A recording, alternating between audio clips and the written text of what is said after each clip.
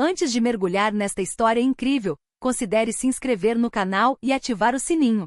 Cada história aqui tem algo a dizer, e você não vai querer perder nenhuma. Um vento fresco soprava pelo Central Park naquela tarde de final de outubro, agitando as folhas castanho-avermelhadas e douradas que caíam dos bordos como fragmentos de memória. O ar carregava aquele aroma inconfundível de madeira úmida e terra, anunciando a chegada do inverno. O céu estava tingido de um cinza pálido, e o sol, baixo no horizonte, lançava uma luz dourada que dançava sobre a superfície do grande lago. Os transeuntes estavam se tornando mais raros àquela hora. Alguns corredores agasalhados passavam silenciosamente, seus passos abafados pelas folhas. Uma mãe empurrava lentamente um carrinho de bebê, perdida em pensamentos. O riso das crianças havia se dissipado com o calor do dia, e o parque agora parecia suspenso em uma tranquilidade melancólica.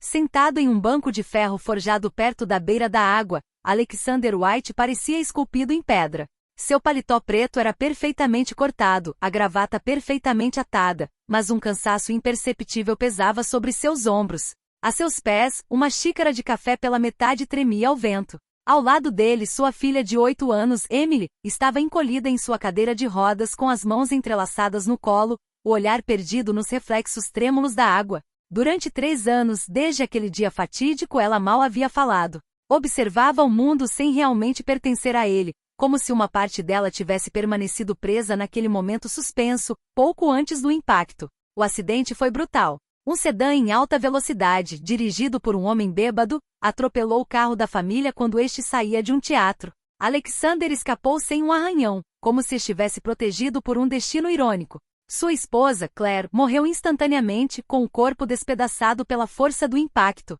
Emily sobreviveu, mas sua medula espinhal foi rompida e ela nunca mais moveu as pernas. Alexander, esse homem que nada parecia capaz de abalar no mundo gélido das finanças, havia entrado em colapso interno. Vendeu ações de várias de suas empresas para financiar tratamentos. Encontrou-se com os maiores especialistas em Boston, Zurique, Tóquio e até Seul. Cada diagnóstico era um golpe de martelo. Sempre a mesma palavra, irreversível. E agora ele estava ali. Todos os sábados, ele levava Emily ao Central Park. Não para distraí-la.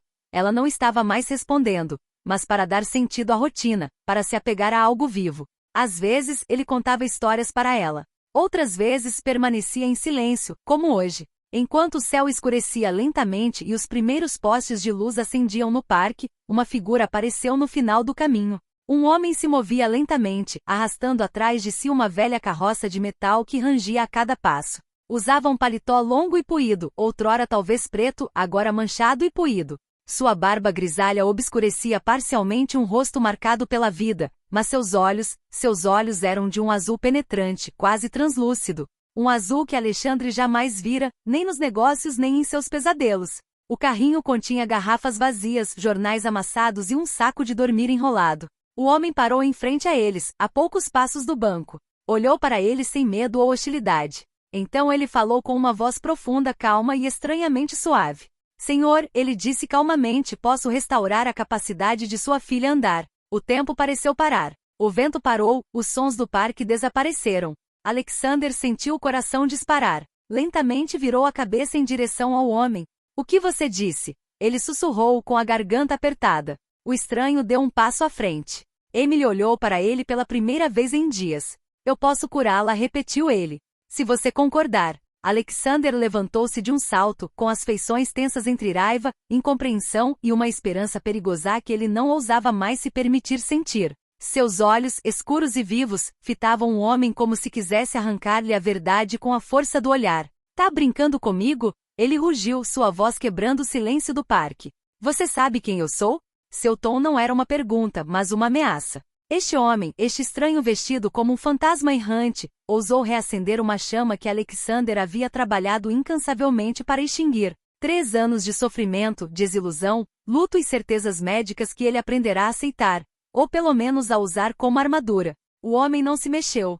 Seu olhar azul, tão tranquilo quanto um lago ao entardecer, permaneceu fixo em Alexander. Sim, respondeu ele simplesmente. Eu sei quem você é, mas isso não importa. O que importa é o que você está disposto a fazer por ela. Um silêncio se instalou. Alexandre, surpreso com a resposta, não sabia mais se chamava segurança, fugia ou escutava. Seus punhos tremiam, mas não de raiva.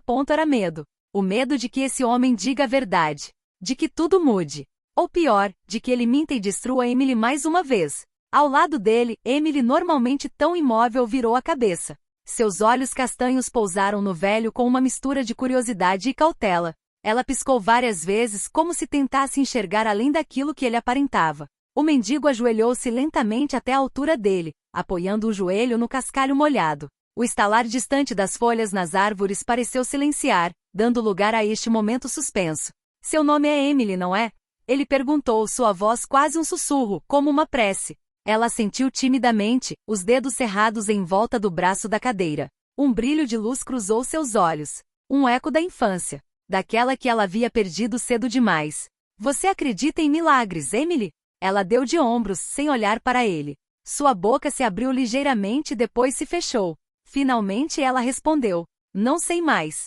Suas palavras soaram como um suspiro pesado demais para seu pequeno corpo. Alexander sentiu seu coração apertar. Era a primeira vez que ela falava com um estranho desde o acidente. O homem respirou fundo, como se estivesse absorvendo a dor que acabará de ouvir. Meu nome é Elijah, disse ele.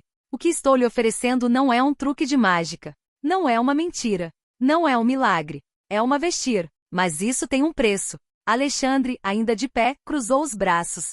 Seus instintos estavam aflorando. Ele havia fechado negócios nos mais altos escalões do mundo. Conhecia os jogos de poder, os golpistas, os manipuladores.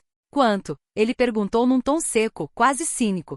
Elijah balançou a cabeça lentamente. Não se trata de dinheiro. Dinheiro não compra tudo, Sr. White. Principalmente o que estou lhe oferecendo. O preço é maior que isso. Alexander estreitou os olhos. E daí? Uma dívida? Um favor? Um compromisso estranho? O que você espera de mim? Elijah levantou-se lentamente com os joelhos estalando. Então respondeu sem rodeios. Sua verdade.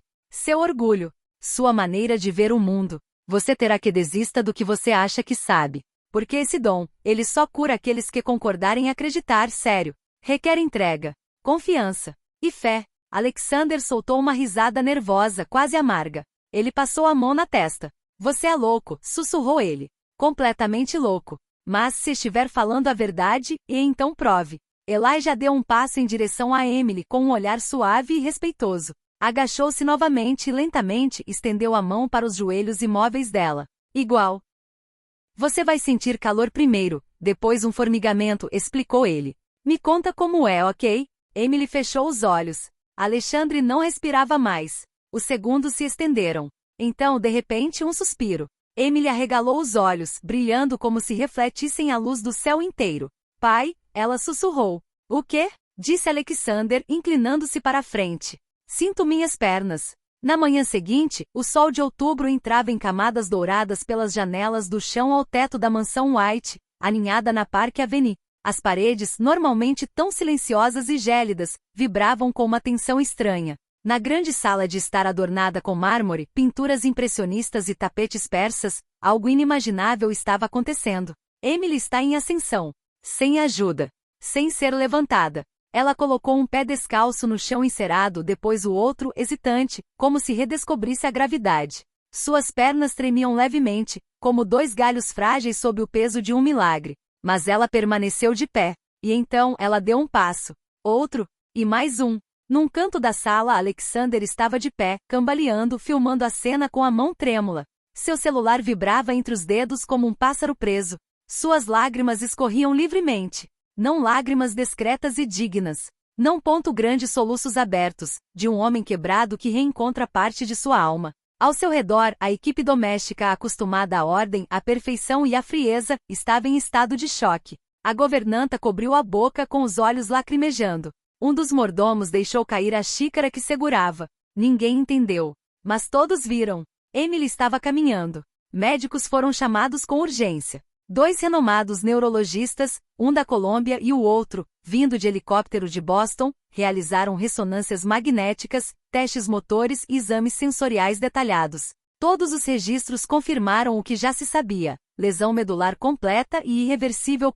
E ainda assim, Emily se moveu, até correu, sob os olhos atônitos da ciência. É impossível, murmurou um deles, relendo os exames. Ou os diagnósticos iniciais estavam errados, o que é altamente improvável, ou estamos lidando com algo que não conseguimos explicar. Emily, por outro lado, não estava perturbada. Ela apenas sorriu, seus cabelos castanhos esvoaçando enquanto ela girava pela sala de estar. Elijah me disse que eu conseguiria, disse ela, parando na frente de Alexander. Ele acreditou em mim, pai. E eu acreditei nele. Naquele momento, algo dentro de Alexander se rompeu. Sem dor desta vez. Mas uma rachadura silenciosa nas paredes rígidas de seu ego, de suas certezas, de sua relação com o mundo. No dia seguinte, ele emitiu um alerta mundial. Ele divulgou o vídeo de Emily nas redes sociais, na mídia, nos círculos médicos e espirituais. Ele ofereceu uma recompensa de $10 milhões a todos que encontraram Elijah vivo. Uma campanha sem precedentes. Drones, investigadores particulares, detetives especializados em pessoas desaparecidas. Hospitais, abrigos e delegacias de polícia foram revistados. Nenhum resultado. Até mesmo os moradores de rua do Central Park, quando questionados um por um, balançaram a cabeça. Um velho de olhos azuis e um carrinho de compras? Não, nunca vi um. Elias? Esse nome é bíblico, não é? Nem um traço. Nem uma palavra ponto como se ele nunca tivesse existido. E no entanto, Emily andou, correu, até dançou. Mas com o passar das semanas, uma estranha mal-estar instalou-se em Alexandre. Ele estava feliz, sim. Mas por trás da alegria, uma pergunta o atormentava. Quem foi Elias? Um homem, um profeta, um anjo? Um louco? Um viajante entre mundos? Um castigo ou uma dádiva? E por que dele Alexander White, um homem de poder, cálculo e arrogância, teria sido escolhido para vivenciar tal milagre? Dúvidas o atormentavam. Olhou-se no espelho, incapaz de se reconhecer. O mesmo terno. O mesmo relógio suíço. O mesmo rosto. Mas o homem por trás dele não era mais o mesmo. Então ele decidiu trocador. Ele renunciou ao conselho de administração do White Group, observado por seus sócios incrédulos. Vendeu seus iates, seus jatos, metade de suas propriedades nos Hamptons, St. Barts e Dubai. Fundou o Instituto Elias, uma organização dedicada à reabilitação de crianças feridas e ao apoio aos desabrigados. Abriu centros em 10 estados. Criou bolsas de estudo. Financiou pesquisas independentes sobre fenômenos inexplicáveis. Começou a viajar pelos Estados Unidos, às vezes dormindo em abrigos para moradores de rua, conversando com pessoas anônimas, ouvindo suas histórias, suas dores. Mas a cada passo, o padrão era o mesmo: testemunhos contraditórios, ilusões, rastros borrados. Ele parece um cara que via em Detroit, disse uma senhora idosa em um abrigo em Michigan. Acho que ele estava pregando em uma igreja abandonada no Novo México, disse um ex-militar no Texas. Alexandre seguiu todas as pistas. Às vezes pensava ver uma silhueta, um olhar azul, mas nunca conseguia alcançá-lo. Como uma sombra sempre um passo à frente. E todas as noites, no quarto de hotel mais básico, ele assistia ao primeiro vídeo em seu celular de Emily entrando na sala de estar, e se perguntava: o que mais eu preciso entender, Elijah? E onde você está?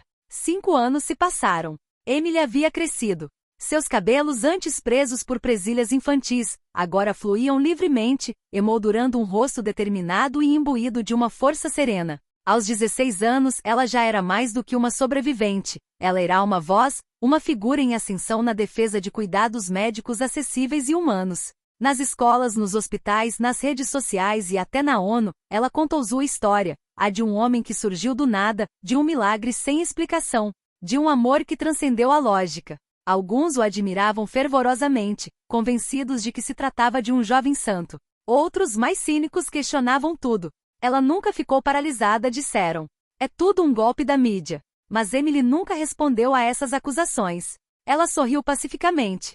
O que me tornei não precisa de convencimento. Eu caminho. E caminho pelos outros. Numa noite gelada de janeiro, nas ruas varridas pelo vento de Chicago, Alexander White empurrou a porta de um abrigo para moradores de rua, modesto, mas limpo, financiado por sua fundação. Ele vinha regularmente incógnito, vestido com um grosso casaco de lã, sem escolta ou anúncio. Mas naquela noite algo passou por ele quando ele entrou. Um desconforto leve, como uma lembrança esquecida que desliza nas veias. Ele caminhou lentamente entre as mesas. Homens e mulheres tomavam sopa quente, alguns cochilando, outros olhando para o vazio. E num canto escuro, onde a luz mal cintilava numa parede em ruínas, ele viu, sentado sozinho à mesa, uma xícara fumegante nas mãos, O mesmo casaco surrado, o mesmo olhar penetrante, eternamente calmo. Elias. O mundo desapareceu ao redor de Alexandre. Não havia mais barulho, nem passos, nem frio. Ele se aproximou lentamente, como se Elias pudesse desaparecer a qualquer momento. Suas pernas estavam pesadas, como se estivesse escalando uma montanha invisível. Foi você. Ele sussurrou, sua voz carregada de tudo que ele vinha tentando entender há 5 anos. Elijah olhou para cima e assentiu lentamente. Você cumpriu sua promessa. Você desistiu do que achava que sabia. Alexandre sentiu os joelhos fraquejarem. Sentou-se à sua frente, incapaz de conter as lágrimas. Quem é você? Ele finalmente perguntou com a voz estrangulada. Elijah inclinou a cabeça ligeiramente. Seu olhar não era zombeteiro nem distante. Apenas, profundo, real. Um simples mensageiro. E enviado por quem? Deus? Destino? Elijah sorriu, mas não era um sorriso misterioso. Era o sorriso de um homem que fala a verdade, mesmo que seja difícil de ouvir. Por aquele que você amou. E você a deixou ir, sem nunca dizer adeus. O coração de Alexandre afundou tanto que ele pensou que fosse desmaiar. Um arrepio repentino percorreu sua espinha. Ele sussurrou como se estivesse confessando. Sara, minha esposa. Elijah assentiu lentamente. O amor dele foi o que te salvou. O que você acha que é um milagre não veio de mim. Não foi mágica. Foi um ato de fé. Foi ela, seu último suspiro, sua última oração por vocês dois. O amor puro pode comover a alma, pode curar o corpo, pode até trazer a luz de volta para aqueles que perderam tudo. Alexandre não conseguia mais falar. Chorava silenciosamente com o rosto entre as mãos. Uma dor antiga estava sendo liberada, uma tristeza reprimida desde a morte de Sara, naquele dia em que ele permanecerá frio, ausente, recusando-se a chorar para não parecer fraco. E esse era o verdadeiro preço do milagre, encarar a verdade. Quando ele olhou para cima, Elias estava de pé. Ele pegou seu velho carrinho enferrujado, assentiu uma última vez, e então caminhou em direção à porta. Lá fora a neve caía silenciosamente. Elijah afundou nela sem olhar para trás. Alexandre, ainda trêmulo, saiu por sua vez. Seguiu com o olhar a silhueta que desaparecia na noite branca. E ele viu algo que nunca esqueceu. Os passos na neve desapareceram quando apareceram. Como se a terra se recusasse a guardar vestígios dele. Ainda hoje, Emily White viaja pelo mundo, trazendo uma mensagem mais forte que um milagre. Fé, amor e o poder de acreditar no invisível. Ela caminha por favelas, hospitais de guerra e conferências de prestígio, sempre com aquele brilho nos olhos. Seu pai, Alexander, agora mora em uma casa modesta nas montanhas do Colorado. Ele cultiva o jardim, lê e medita. Chega de impérios para administrar. Chega de muros para defender. Às vezes, quando perguntado sobre o que viu naquela noite em Chicago, ele responde: o que recebi foi maior que um milagre. Foi uma lição. Uma chance de me tornar humano novamente. E acima de sua lareira, em uma estrutura sóbria de madeira bruta, está sentada uma foto. Emily, caminhando descalça no Central Park, braços estendidos, rindo ao vento. Ao fundo, desfocada mais nítida, podemos distinguir uma silhueta. Um homem barbudo. Um casaco surrado. E aquele olhar distante, fixo no horizonte que só ele parecia entender.